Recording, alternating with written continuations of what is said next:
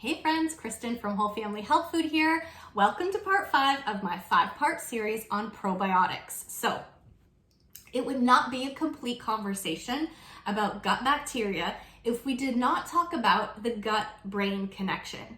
And I just want to touch on this because I think it's really important to just break down a few myths and catch up with some of the newer research that's been going on. So for a long time, it was thought that people that had digestive issues, whose gut bacteria was sort of influenced in a negative way, more bad bacteria to good, and were experiencing a lot of digestive type symptoms, inflammatory symptoms, IBS type symptoms, that it was because they had a more sort of sensitive emotional constitution. They were more prone to stress or anxiety. So they're picking up this stimuli from their external environment, feeling stress, that's getting translated to their gut. It's shifting their gut bacteria in a negative way, and they're experiencing these digestive symptoms.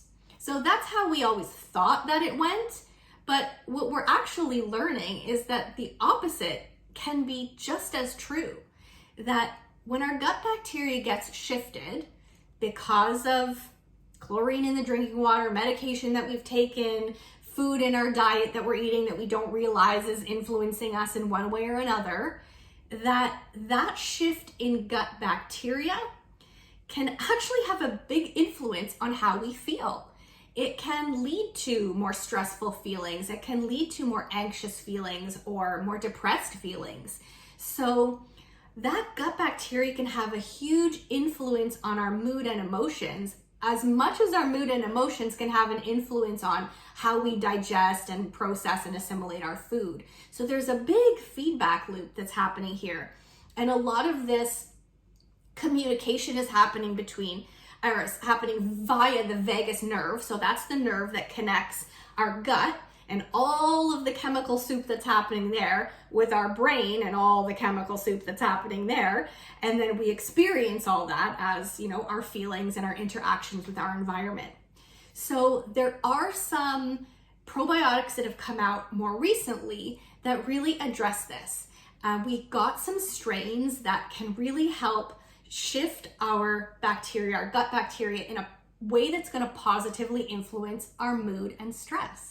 So I think this is super cool research, and we still have a lot to learn about the vagus nerve and how that works and how our gut bacteria interacts with that and may or may not influence that. What's the chicken, what's the egg? There's still a whole lot of layers to peel back there to really fully understand. But I think it's important, especially if you've struggled with digestive symptoms, because the messaging for so long has been, that you're almost creating your issues sometimes with, you need to learn to relax. You need to not take things so seriously, because when you get yourself worked up, that has a negative influence on your digestion. But what we really are coming to understand is that bacteria that is hanging out in our gut can be triggering a lot of those symptoms around our mood and our stress and our anxiety. So I just wanted to share that with you. I hope you find that as interesting as I do, and maybe a little bit empowering to know that there are certainly steps that you can take if you are struggling a little bit with mood and anxiety to help support the good bacteria and the specific probiotic strains that can help alleviate some of those symptoms. Guys, I hope you have found this 5-part series to be useful. If you still have questions, if you still have any lingering confusion, please reach out. Drop a comment, send a DM, pop by the store, shoot me an email. I am always open to feedback and further conversation, so let's keep the conversation going.